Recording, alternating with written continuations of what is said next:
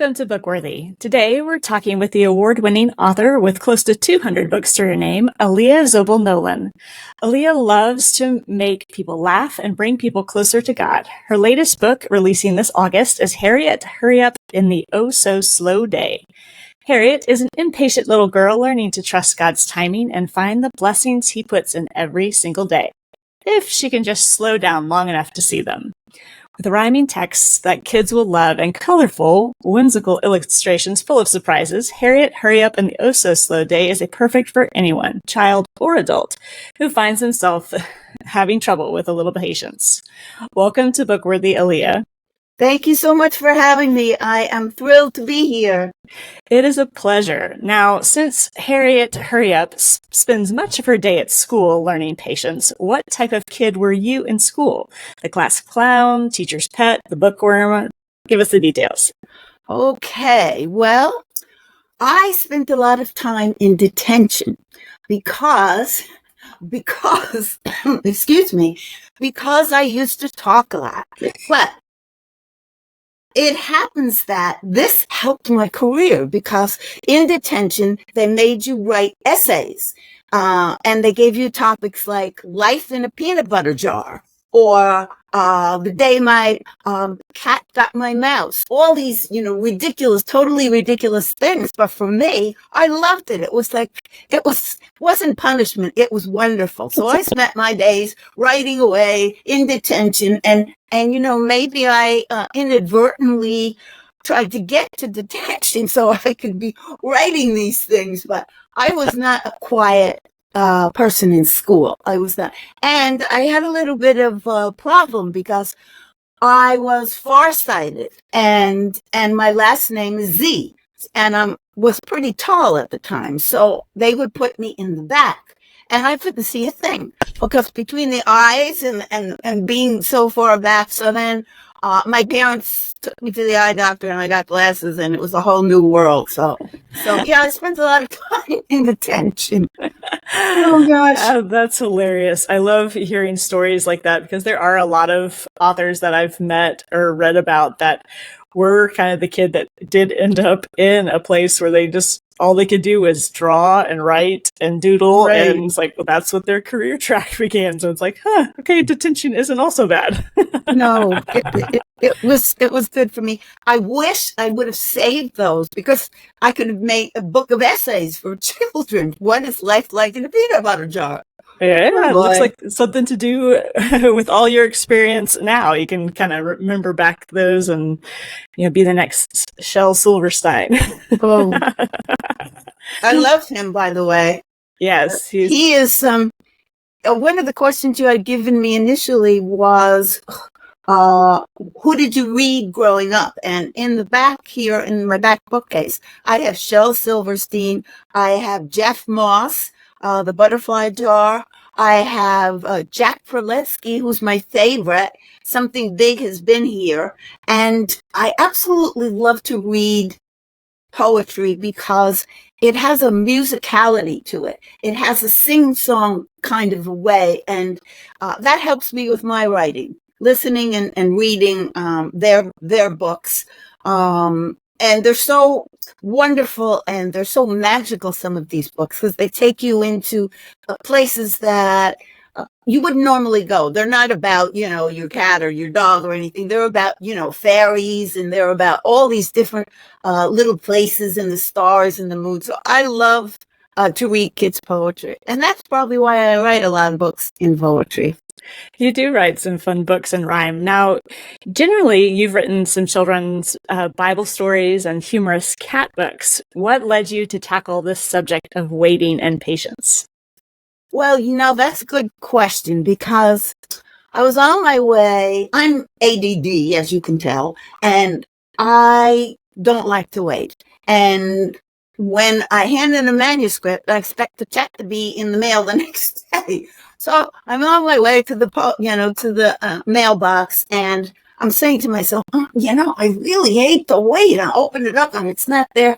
And I said, if I hate to wait, can imagine kids. Kids probably, as bad as it is for me, it must be really awful for kids, So then that stirred me into well, how could you get a child not to be antsy, not to feel badly about it? And my first thought was, you have to trust God. You have to trust his timing, because he knows a heck of a lot more than we do. And I had a cartoon that I saw, and I ripped it out, and it's somewhere in this messy office. It's a picture of Jesus, and he's kneeling on the floor, and he has a big teddy bear in the back, and he's talking to this little girl who's asking him for a little itty bitty little teddy bear. So the thought is that if you wait for God's timing, you could possibly, and almost always do, get something better. So I saw that, and I just really love my office is filled with all these scraps that I rip out from different places. But it made me think, you want this little thing, and God has this big thing waiting for you. So that's usually the way it goes. I thought kids would appreciate something like that, because they can see themselves. One of the other questions, you are asking the questions and answering them. One of the questions doing my job gave me was, why did you write first person? Because a lot of picture books are omniscient, and it's the third person. But I did it 3 different ways. I did it prose. I wrote it prose. I wrote it in poetry, and I wrote it first person and the omniscient reteller.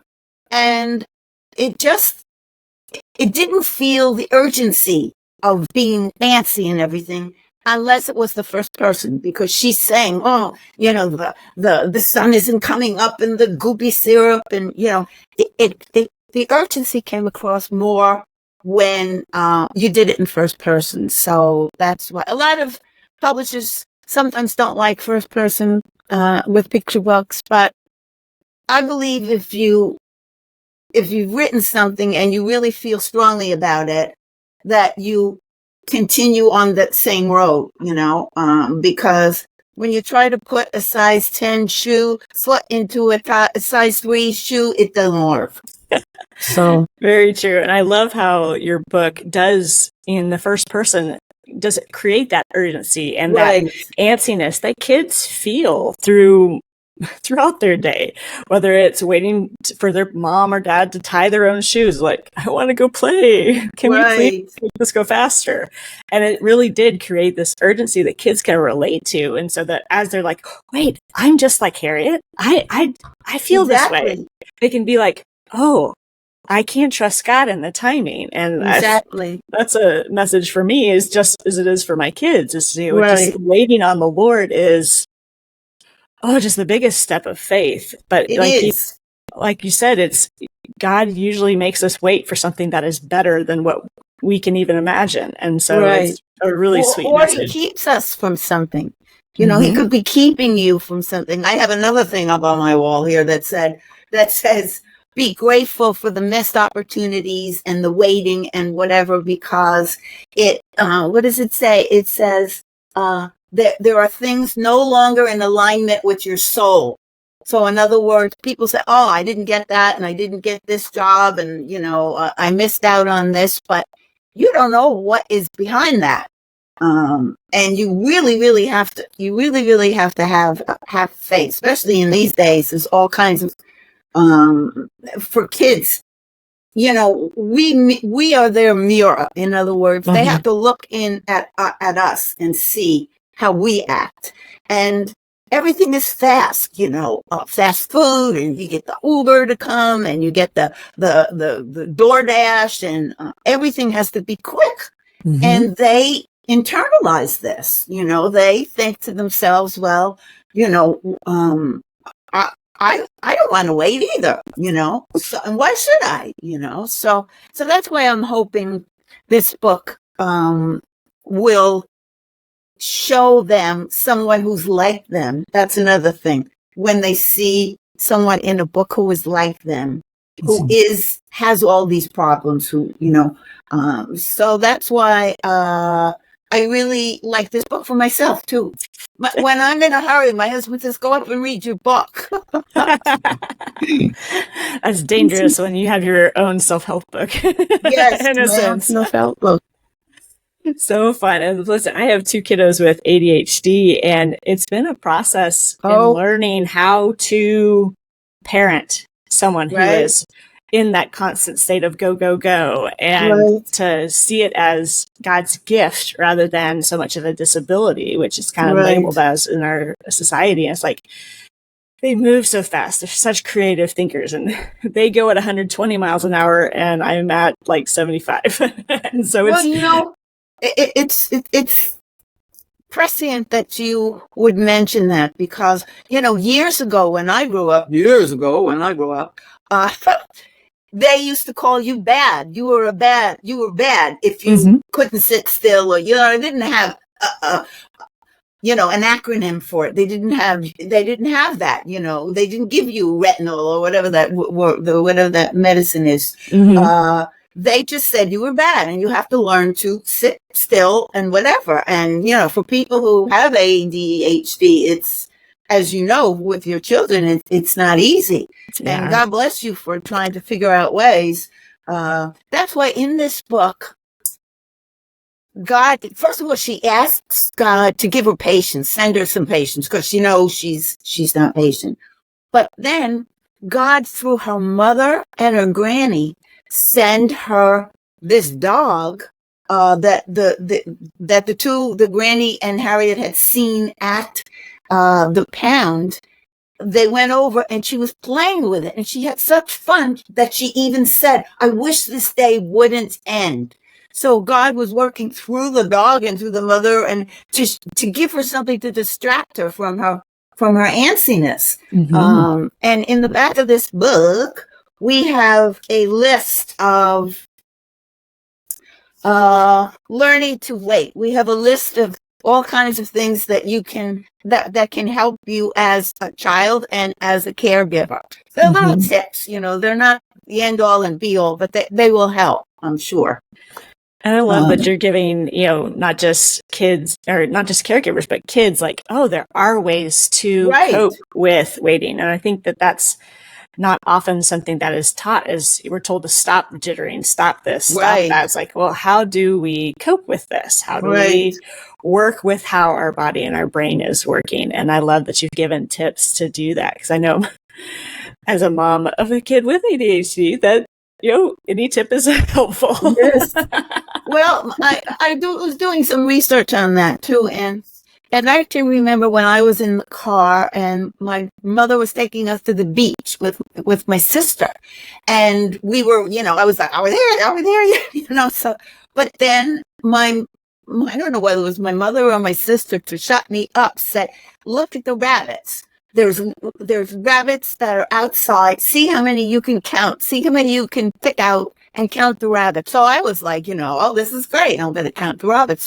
So unbeknownst to them, they gave me something to distract me from being nervous and antsy. And I pity kids like your children, because the world is so fast oriented. If the elevator doesn't come, the people are pushing the elevator, but nobody can wait 2 minutes.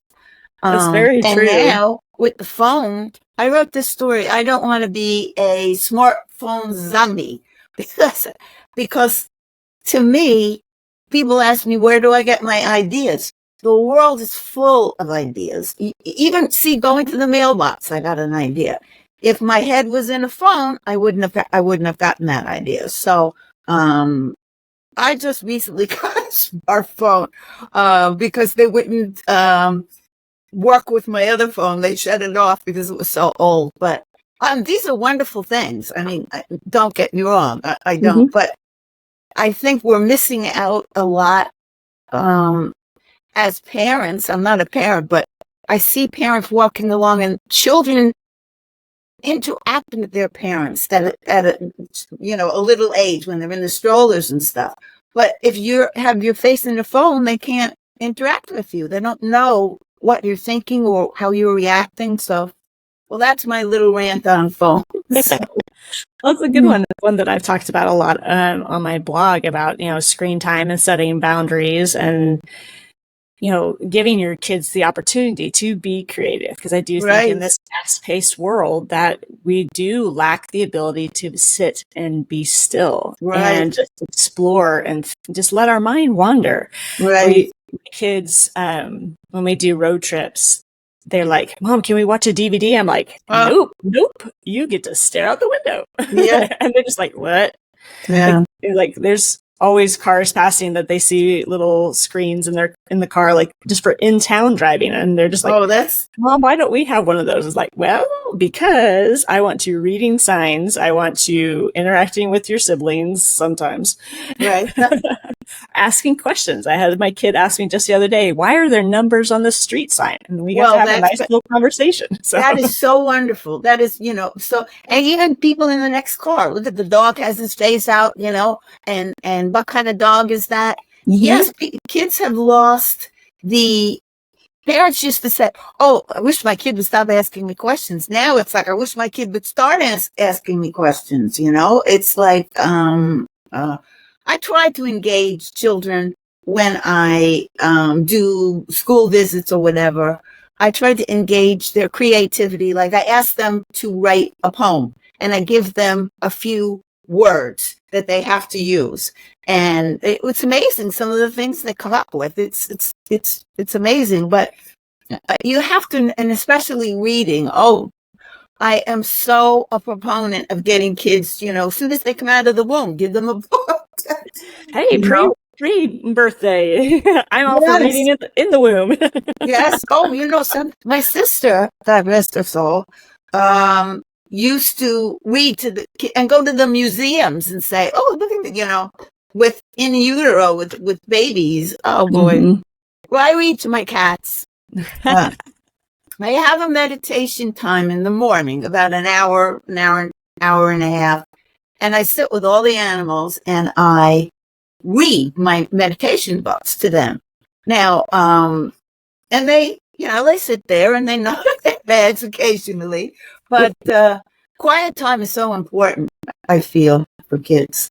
Yeah, just being able to think your own thoughts and not be prompted by some other outside force, and just to sit and to wonder. It's one of the greatest. Boredom is the mother of creativity, I think, is something that Einstein said. And it's just like, yeah, boredom is good. There is so many inventions and things that have spawned from someone's boredom. Like, why does this work? Yes. Why does this not work? It's always great for kids to ask those questions and to be inquisitive and to always, be exploring. Because I think even, who was it? Oh, I can't remember who it was, but it was talking about how when they've tested kids, like really young kids, they're all at a genius level. But as they grow up and go through school and are forced to forget their creativity and forget don't ask so many questions, sit still, don't do that, don't touch that. The genius level that they were at 4 or 5 goes down because they're being just told not to think anymore. Don't be the amazing little person that you are. And isn't that awful? Right. They tend to stifle. They tend to stifle they tend to stifle and substitute rote learning. Memorize this and memorize that. And that's why, they were talking about, I don't know if it came back with you, getting rid of the SAT exams or whatever.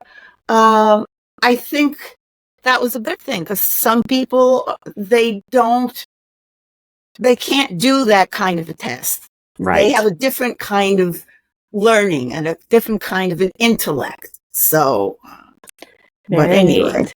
Now, with the art that in your book, it's very engaging. Lots of things hidden within the pictures as well. Yes. Have you worked with your illustrator before?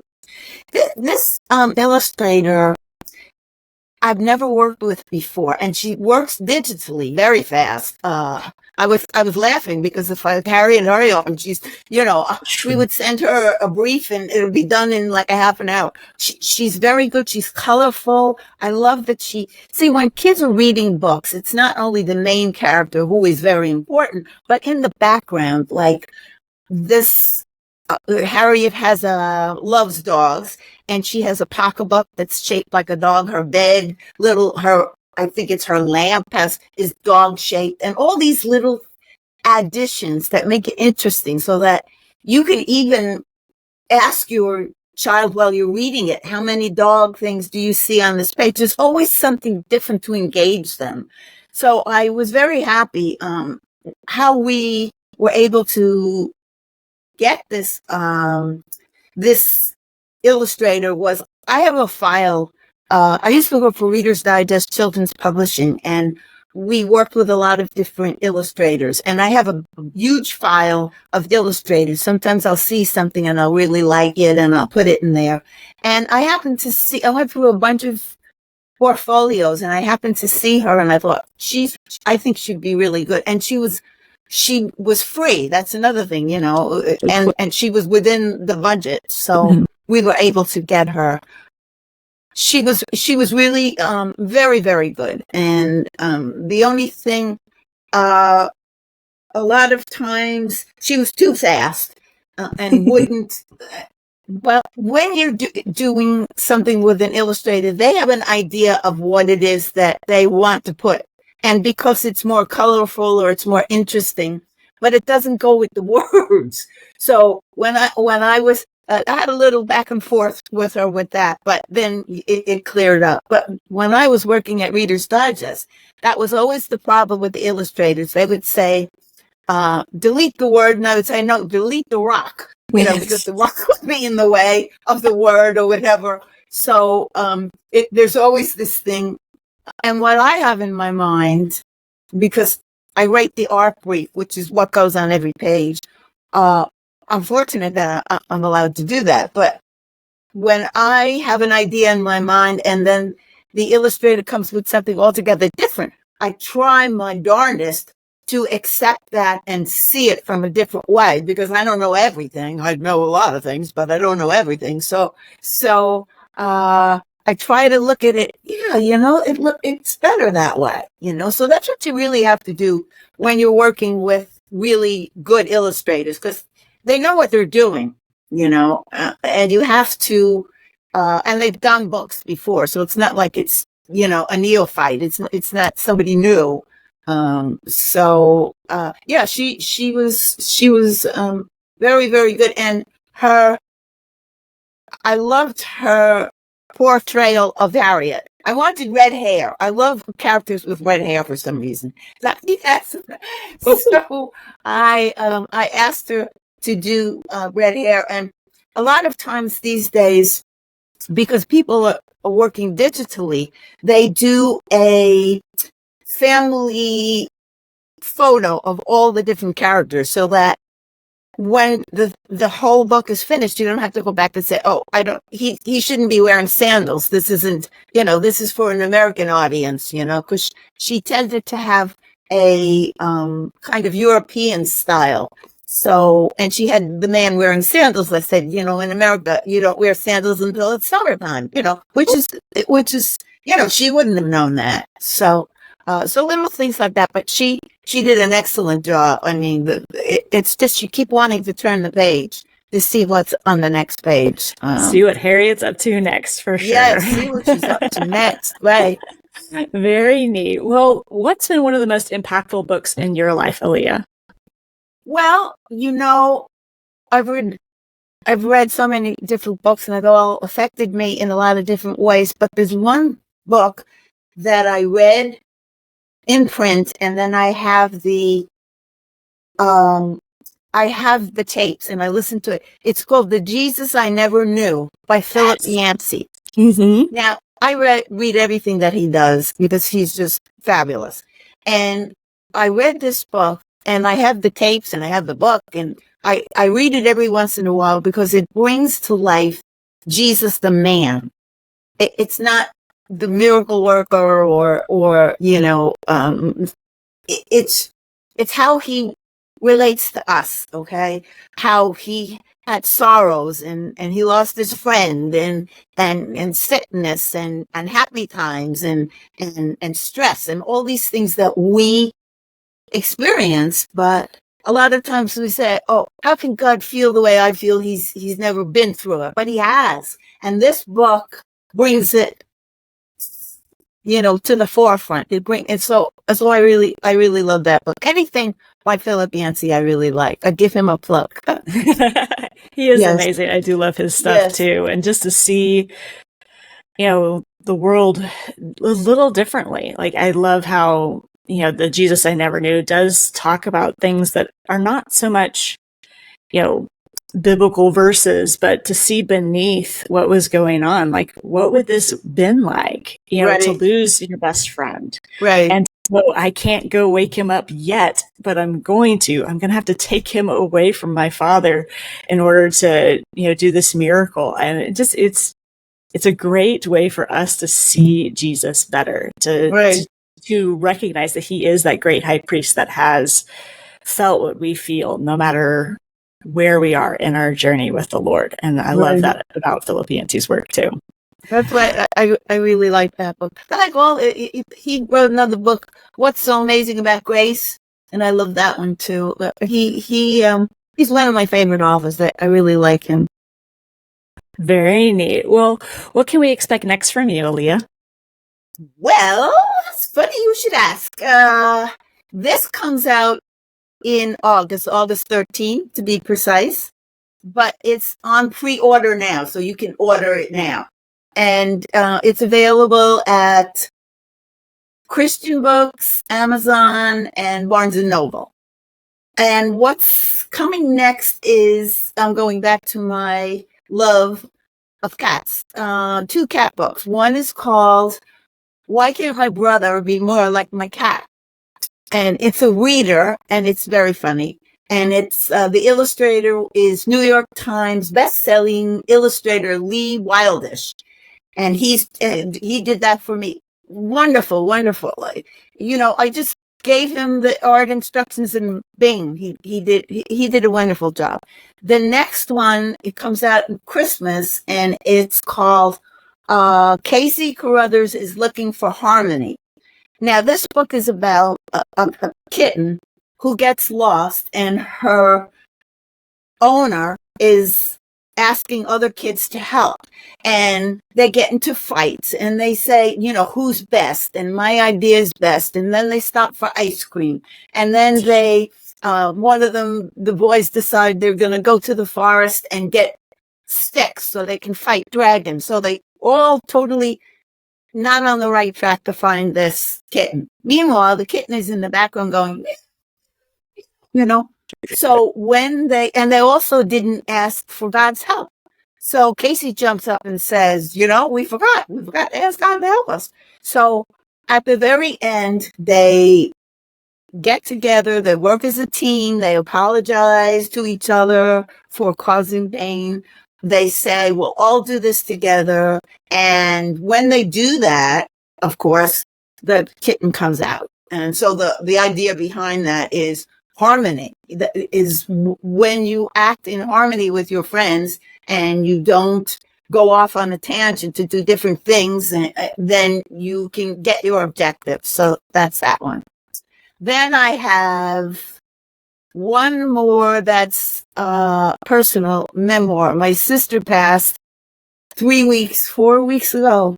And it was traumatic because it was fast. It was good in a way that it was fast, but she wasn't sick or anything. It was traumatic. And I'm writing a memoir about her. She has 12 children. Oh, wow.